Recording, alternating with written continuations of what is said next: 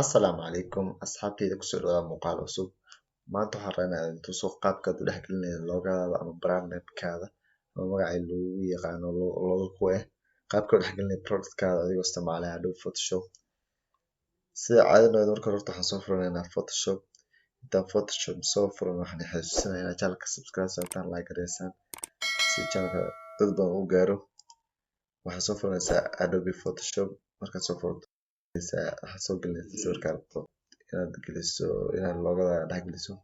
Markaad soo furto waxaad ku dhufanaysaa hadaan sawirkan background ama shopping background rabaa inaan dhex geliyo logo. Waxaan soo gashanayaa loogada rabaa inaan dhex geliyo, ayaan soo gashanayaa file aan tagayaa. Loogada intii ku dhex jirtaa. Loogadan aan soo gashanayaa drag and drop aan dhahayaa.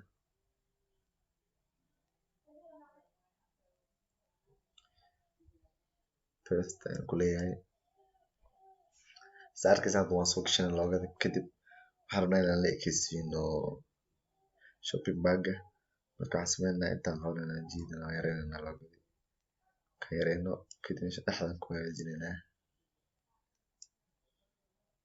Arkaysaa hadda loogada waan soo gashanay. Meesha calaamadan tigta ayaan taabanayaa.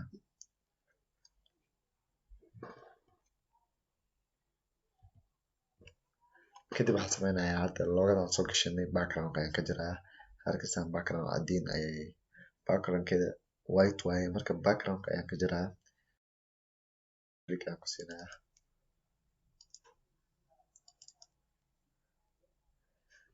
Kadib waxaan imaanayaa select ka imaado waxaan imaanayaa color range.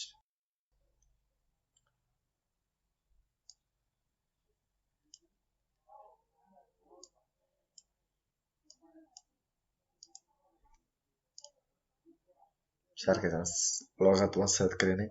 Kadib waxaan ku dhufanayaa mask.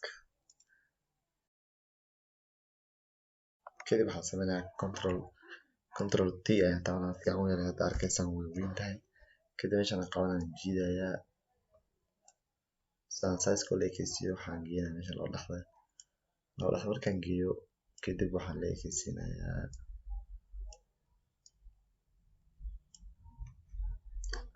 loogada astaan loogadeeda ayaan isticmaalaynaa. Kadib waxaan ku dhufanayaa click aan dhahayaa. Kadib waxaan imaanayaa waxaan la taabanayaa control iyo layer kan ku dhufanayaa. Arkaysaa hadda wuu fill gareysmay.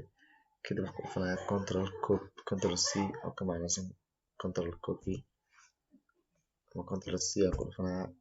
Kadib waxaan sameynayaa control D aan dhahayaa. Kadib waxaan sameynayaa layer-kan waan qarinayaa. Layer kale cusub aan samaysanayaa. Layer-kan markaan cusub samaysto waxaan tagayaa filter.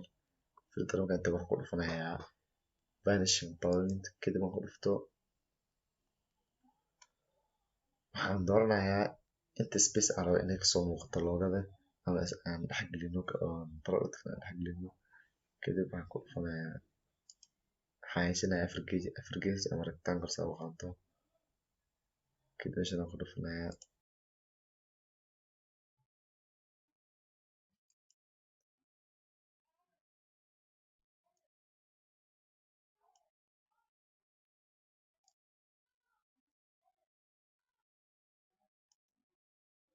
markaan rectangle hagaajisto kadib waxaan ku dhufanayaa hiday waxaan ku dhuftay control C waan soo copy gareysan. Hadda waxaan ku dhufanayaa control V paste aan ku leeyahay. kadib waan soo jiidayaa. Arkaysaa way dhex gashay laakiin size-ka aan rabnay ay ka dhex baxday. Kadib waxaan ku dhufanayaa saan oo la ekeysiin waxaan ku dhufanayaa control T. kadib intaan qabanaya intaan u jiidayaa. Arkaysaa hadda way la ekaatay. Kadib okay ayaan ku dhufanayaa. Arkaysaa hadda si fiican ay u dhex gashay. Before saan ay ahayd hadii aan ku tuso marka hore saan ay ahayd after saan waaye. Kadib waxaan sameynayaa haddana waxaan sameynayaa text oo magac ku qorayaa. Text aan soo furanayaa tool-kan. Tool-yaashan horaan ugu diyaariyay muuqaal YouTube ku jira soo daawo. Waxaan imaanayaa text tool. Dhufanayaa kadib waxaan imaanayaa meeshan hoosaan ku qorayaa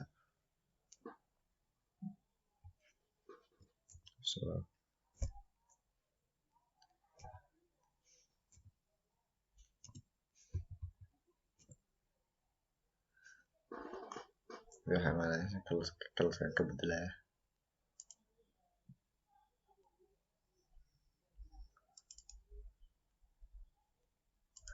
kalarkan ku dhufanaya hadaba inay laba kala isku ekaadaan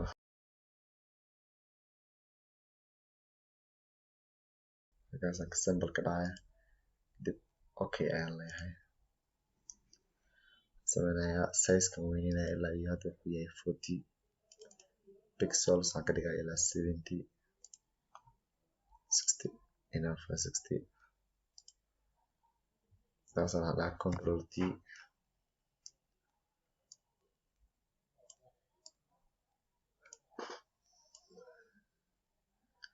sa arkaysaan asagana waa la fahmaya inay productku sawirka ku jirin kadib waxaan sameynaya asagana si aan ku sameeyay loogada ayaan ku sameynaya kadib horta waxaan sameynaya waan set gareynaya controlka iyo meeshan calaamada text mouse-ka click ku siinayo aan set gareeyo kadib waxaan sameynaya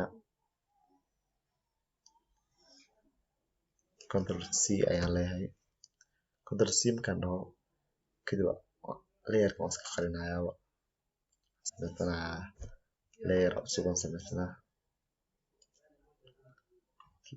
wadada hore waan maraya kadib waxaan sameynaya filter aan ku dhufanaya vanishing point ku dhufanaya meesha day kadib waxaan imaanaya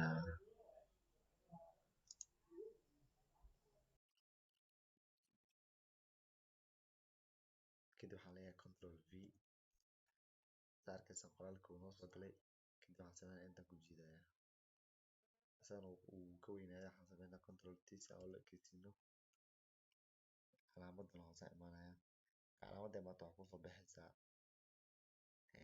baxaysaa arrow kusoo baxa arrowgaas intaa u jiidaysaa si sawirka u yaraado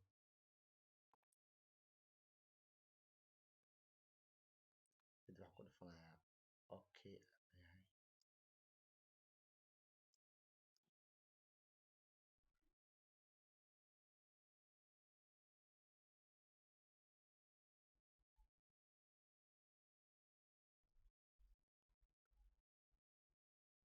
saarkaysan si fiican ayaa u farmatay kadib waxaan sameynaya shadow aan sameynaya double click aan ku dhahaya mouse-ka aan isticmaalaya double click ku leeyahay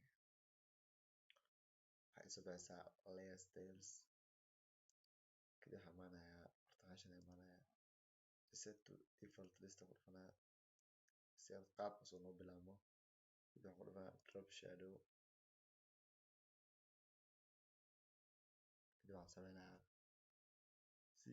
si uu noqdo camal shadow ama hoos kadib waxaan sameynaya meeshan la ekeysiinaya intaan wadaya saarkaysa hadda waxaan u yeelnay shadow ama hoos aan u yeelnay qoraalkaan qornay markaas asxaabta saana loo sameeyaa marka maanta intaas idinku talagalay channelka dadku cusub tahay subscribe saar like saar share garee intaan ku kulmi doono muuqaal cusub waxaan leeyahay aragti dambe xiiso leh see you guys